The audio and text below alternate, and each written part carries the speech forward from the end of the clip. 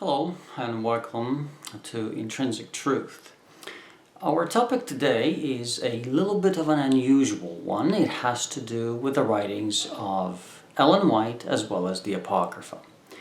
Now, if you are a strong Seventh-day Adventist today, you most likely would say, what does one have to do with the other?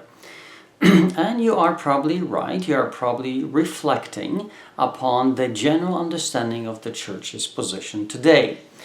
Ted Wilson, for instance, clearly speaks against the Apocrypha. He even mentions this in a number of his speeches.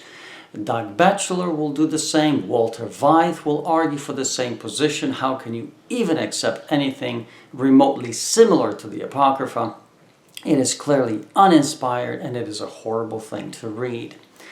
Now, a small majority of Seventh-day Adventists would accept the Apocrypha, and that's because Ellen White spoke positively about it. Now, I also need to add that for many, many years, roughly till about 2015, some of the quotes that we'll read today were simply unknown to the Seventh-day Adventist world today, and that's because they were simply never in the public view, except one from the 1960s or 80s or something where it became a little bit more available to read, but you'd have to know about it to even ask the General Conference or the Ellen White Estate to release this for you. It was not for public viewing, it was only by a special request, so that they would actually tell you it is there.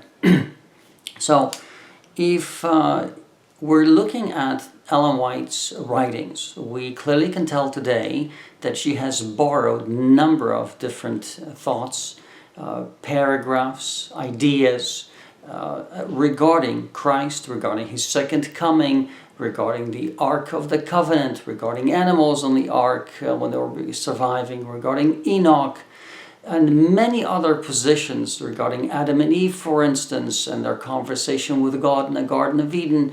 Many of these things she borrows from apocryphal books. Now, before we go into the apocryphal books and what they were, Ellen White seems to have accepted, at least seems to be in a general understanding, the 15 books of the Apocrypha that she would have had in her Bible, in her family Bible, the one that she would have lifted at 45 degrees and held it for the different accounts that give different amounts of minutes, the longest 45, then we have 30 minutes, and we have a few minutes. So we are actually not quite sure regarding the length of time she actually held it. But anyway, given that we do have information regarding Ellen White in the Apocrypha, it is clear that Ellen White approved the Apocrypha and actually even thought of it as inspired. As I stated, she quoted from it. However, in Ellen White's writings, she could be referring, maybe I'll speak to this later, to more than just the 15 books. She clearly quotes from the book of Adam and Eve. She clearly quotes from the book of Enoch, which were never included in the Apocrypha. And it seems to be suggesting that Ellen White would have accepted the 70 books called the apocryphal books, or the hidden books, as Ezra, or Second Ezra, explains this is what they are. According to Second Ezra, in the apocryphal book, the Old Testament was lost, the Hebrew Old Testament, and God delivered or dictated all of the Old Testament in Greek to Esdras, including 5 other elders who wrote it down and therefore became inspired. Thus we have one possible version of the Septuagint being produced.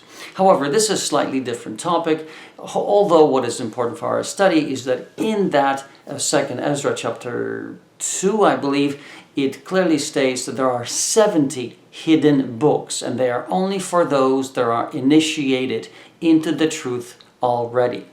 And it seems that Ellen White may have borrowed Ezra's language referring to the Apocrypha or the hidden books, thus accepting 70 of them. And as I stated before, Ellen White has quoted extensively from other books of apocryphal books outside of the 15 that she would have had in her family Bible when she was lifting it up. Let us look at a few interesting visions that Ellen White would have had. Now I want you to pay attention to this, especially if you're a Seventh-day Adventist and if you reject the Apocrypha. This is where you have to come to terms in understanding what Ellen White is doing. It is not simply her own opinion, it is here the opinion of God because it comes from God. So I want you to take a look at the first paragraph that we have, the first vision that we have from Ellen White.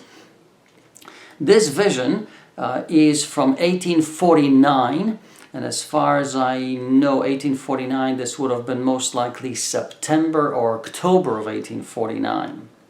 Taking the large Bible containing the Apocrypha, pure and undefiled, a part of it is consumed, holy, holy, walk carefully, tempted, the Word of God, take it, Marian Stowell, so she is actually walking while she's in vision, and at this point she's giving the Bible to Marian Stowell. Bind it along upon thine heart, pure and unadulterated. How lovely, how lovely, how lovely, my blood, my blood, my blood. O the children of disobedience, reproved, reproved, thy word, thy word, thy word. A part of it is burned, unadulterated. A part of the hidden book, a part of it is burned, the Apocrypha. Moving on to the next paragraph in that vision. Those that shall despitefully tread, it states here, however, Ellen White Estate clarifies that this is a spelling mistake. The word really should have been treat.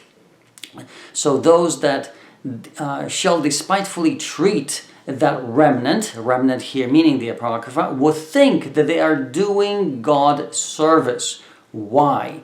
Because they are led captive by Satan at his will. His hidden book, it is cast out. Bind it to the heart, bind it to the heart, bind it, bind it. She repeats it 4 times. Laying the Bible on Oswald Stowell, let not its pages be closed, read it carefully, snares will be set on every side. Take the straight truth, bind it to the heart, bind it to the heart, bind it to the heart, lest everything be cast out. This is obviously referring to a spelling mistake. The original states, let everything be cast out, but obviously this would make no sense in the context as we read it. Therefore, Ellen White Estate believes that lest is the proper rendition of the actual spelling error here. So this vision comes from 1849. Now this is an interesting vision. Like I stated, this vision was not viewed by any public eye until about 2015, so about 10 years ago. And it becomes obviously a problematic issue if you speak against the Apocrypha. Now I really wish Doug Batchelor, Ted Wilson, and maybe Walter White would have known about this quote. Maybe they do now, I do not know, but they still keep defending that Ellen White was against the Apocrypha. And that's because of the following quote that they usually quote from 1850. This is taken from January 26th of 1850. This is what Ellen White states. I then saw the word of God, pure and unadulterated, and that we must answer for the way we received the truth proclaimed from the word. I saw that it had been a hammer to break the flinty heart in pieces and a fire to consume the dross and tin, and the heart might be pure and holy. I saw here that the Apocrypha was the hidden book. And again, I need to state that the hidden book here, she borrows that expression from Ezra chapter 2, 2 Ezra chapter 2, where he calls the Apocrypha the hidden book.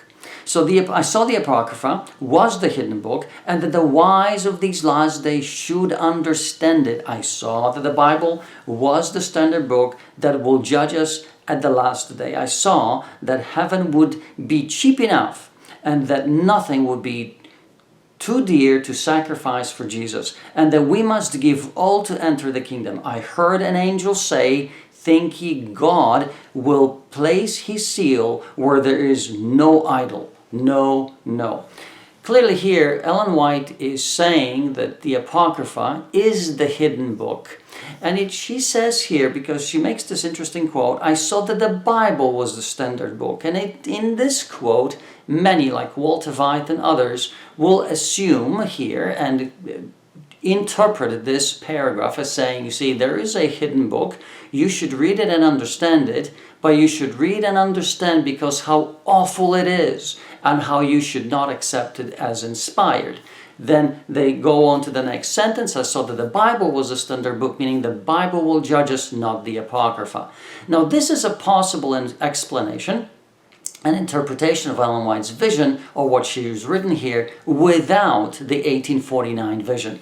If we do take the 1849 vision into account, it is impossible to translate it this way. In other words, we're saying she truly believed that it is the Word of God. In fact, to take the Apocrypha away would be the work of Satan, as Ellen White called it. Now, most likely Ellen White is referring this because in 1834, or just somewhere thereabout, some dates are a little bit conflicting. It starts probably around 1829 or even 28, where the International Bible Society begins to rethink printing the Apocrypha in the Bible. Now, obviously, the Christian world is not accepting the Apocrypha, or they're beginning to question the Apocrypha on in various levels.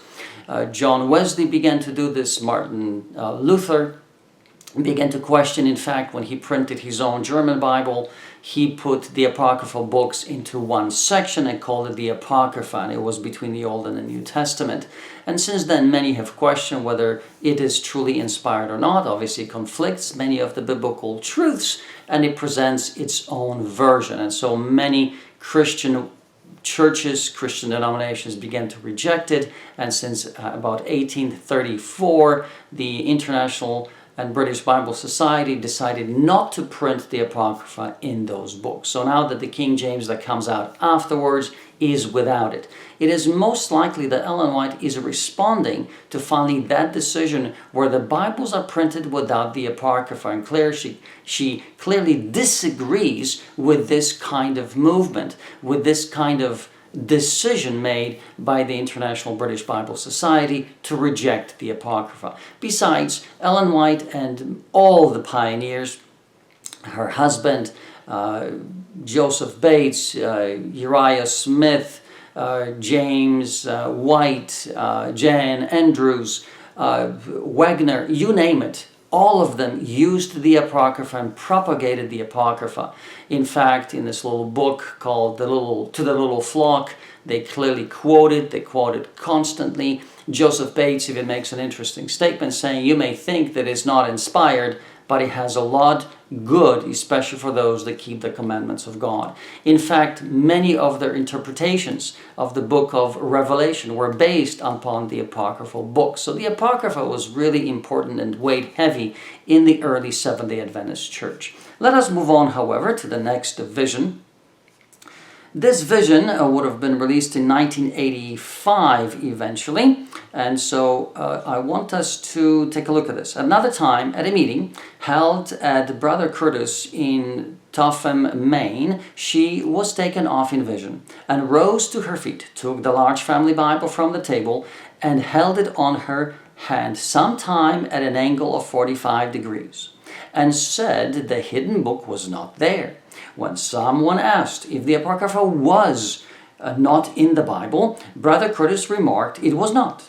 She talked sometime about the hidden book. No one knew but Brother Curtis' family that the Apocrypha was not there. So here she has another vision. She actually doesn't tell us what the vision is like. We actually have no words of that vision. She doesn't record it, and no one else seems to be recording it either. They just simply tell us that Ellen White had a vision. She picks up this Bible. She recognizes there's no Apocrypha in it, supposedly in vision, and she talks sometime about it.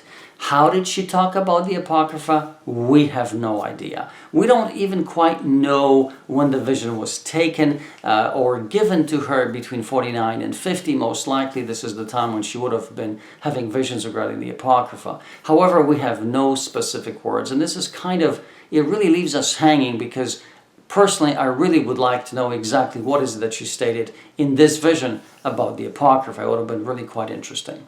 However, this is not all that we have about the Apocrypha. I want to introduce you to Willie White, who obviously adored the Apocrypha as much as his mom. Now, in 1911, he writes a letter. It's a response letter to a guy, or someone who's called Guy, Dale Guy, in Hamburg. He is most likely the conference official for the European Union or something of that sort, and he is writing a response to him. This is found in his letter of May 21, 1911. Now, he responds to various topics, and one of them is the Apocrypha. Now here I am trying to display, and it displays on the screen, that portion that is interesting to us. Now let us read what he had to state.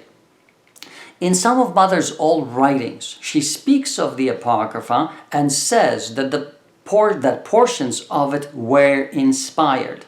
I cannot lay my hand upon the passage today, but I will try to keep it in mind so that when I find it, I may send it to you.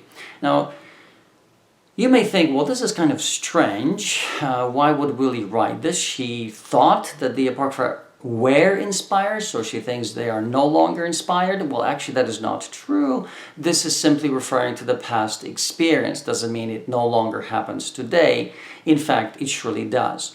Now, notice that Willie White is writing this in 1911. He's writing from California. Ellen White is still alive for another 4 years. It is clear that both of them understood the Apocrypha to be inspired. And here's an interesting proof, a historical document written by Willie White that confirms the fact that Ellen White clearly saw the Apocrypha as inspired. Now, this letter was actually discovered by Matthew Copeland from La Sierra University, and I do appreciate his discovery of this letter, finding it out in the archives of the Seventh-day Adventist Church, and it provides an interesting proof for the fact that Ellen White truly did see the Apocrypha as inspired. Now, this is really important, especially for Seventh-day Adventists. If you believe that Ellen White is a true prophet, then by default, you must believe the Apocrypha. You cannot simply reject the Apocrypha and say Ellen White is a true prophet, because if you accept Ellen White, you must accept the Apocrypha. However, if you reject the Apocrypha, then by default you should really reject the visions of Ellen White. And so here is a dilemma that I think many Seventh-day Adventists have to face. Now, personally, I do not accept the visions of Ellen White, nor do I accept the Apocrypha as inspired. And so I don't have necessarily a problem with this. However, it is important for Adventists to know that Ellen White saw the Apocrypha as inspired. And this is a game changer for many of those, especially for those who reject the Apocrypha. Thank you again for your attention. This is Arthur for Intrinsic Truth. Have a wonderful day.